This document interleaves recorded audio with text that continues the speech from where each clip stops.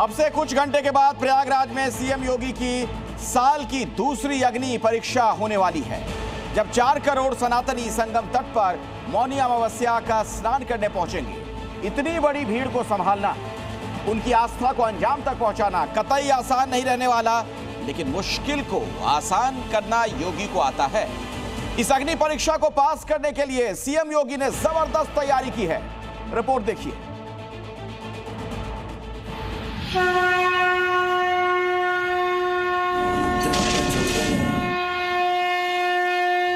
मौनी अमावस्या से ठीक पहले श्रद्धालुओं का एक बड़ा जो जनसैलाब है वो यहाँ पर स्नान के लिए पहुंचा है।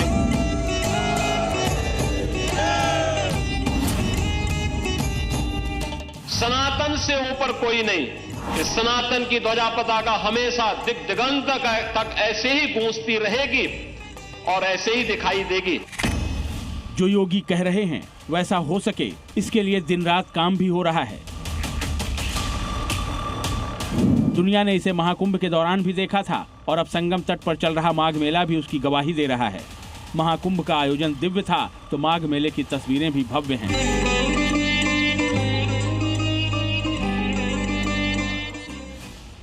माघ मेले का आयोजन इस बार भव्यता का प्रतीक बन गया है। 45 दिनों तक चलने वाले इस मेले में लाखों श्रद्धालु संगम तट पर स्नान और साधना के लिए जुट रहे हैं। चंद घंटे बाद साल का तीसरा महास्नान होने वाला है। मौनी अमावस्या पर स्नान के लिए संगम तट पर सनातनियों की भीड़ उमड़ने वाली है, जिसके लिए योगी सरकार पूरी तरह से तैयार है।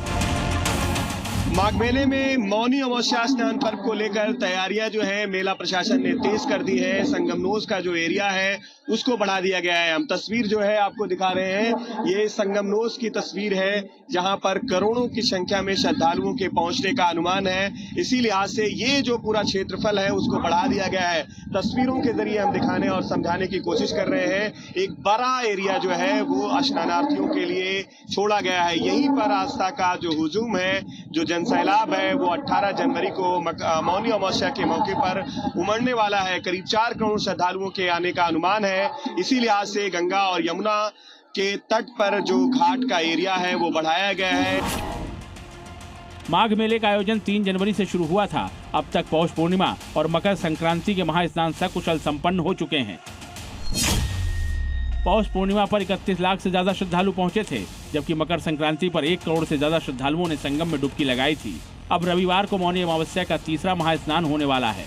इस दौरान करीब 4 करोड़ श्रद्धालुओं के आने की उम्मीद है। इतनी बड़ी संख्या में श्रद्धालुओं के पहुंचने की उम्मीद के चलते योगी सरकार ने बड़े पैमाने पर तैयारियां भी की हैं। मेला क्षेत्र में आने जाने वाले हर व्यक्ति पर नजर रखी जा रही। तस्वीर जो है वो हम आपको दिखाने की कोशिश कर रहे हैं। देखिए, यहाँ पर बैरिकेडिंग का घेरा है और जो पुलिसकर्मी हैं वो भी यहाँ पर तैनात हैं। सीआरपीएफ आरएफ के जवान हैं। इसके अलावा सिविल पुलिस के जो जवान हैं वो भी यहाँ पर मुस्तैद हैं और हर एक जो आने जाने वाले लोग हैं उन पर ये जो सुरक्षा के लिहाज से तैनात जवान हैं वो नजर रख रहे हैं। माघ मेले की सुरक्षा में इस बार यूपी एटीएस के कमांडोज की भी तैनाती की गई है। पहले के स्नानों के दौरान जहां एटीएस के 80 कमांडो ही तैनात थे, लेकिन मौनी अमावस्या के स्नान पर इनकी संख्या बढ़ाकर 150 कर दी गई है। यानी प्रशासन ने मेले को सफल बनाने के लिए हर संभव प्रयास किया है। तैयारियों की और बात करें तो 850 हेक्टेयर में फैले मेला क्षेत्र में 64 घाट बनाए गए हैं, जहाँ श्रद्धालु स्नान कर सकते हैं। प्रशासन ने भीड़ प्रबंधन के लिए हेलीकॉप्टर और ड्रोन से निगरानी की व्यवस्था की है। सुरक्षा के लिए यूपी पुलिस, एनडीआरएफ, एसडीआरएफ, जल पुलिस और दूसरे सुरक्षा बलों की तैनाती है। संगम क्षेत्र को नो व्हीकल जोन घोषित कर दिया गया है। नावों के संचालन पर पूरी तरह से रोक लगा दी गई है। जल पुलिस और गोताखोरों की टीम घाटों पर तैनात है। श्रद्धालुओं को गाइड करने के लिए वॉलंटियर्स की मौजूदगी है। मेला क्षेत्र में आने वाले श्रद्धालु योगी सरकार की तैयारियों से बेहद खुश नजर आ रहे हैं।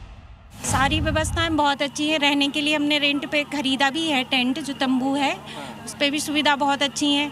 संगम के यहाँ जब घाट पे आते हैं वहाँ भी सुविधाएं अच्छी हैं। अच्छा है, यहाँ की व्यवस्था काफ़ी अच्छी है। तैयारी अच्छी है जी, बहुत अच्छी है। योगी जी ने जो व्यवस्थाएं की हैं, हम लोगों ने ये व्यवस्था महाकुंभ में भी देखा है और महाकुंभ में हम लोग आए थे यहाँ और यहाँ स्नान किए थे। उसी लालच में इस बार भी आए।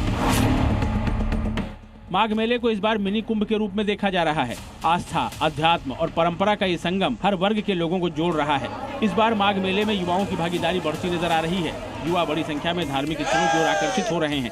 ये सनातन धर्म की मजबूती और संस्कारों के प्रति उनकी आस्था को दर्शा रहा है और ऐसा संभव हुआ है सीएम योगी के प्रयासों से। मोहम्मद गुफरान के साथ ब्यूरो रिपोर्ट, जी मीडिया।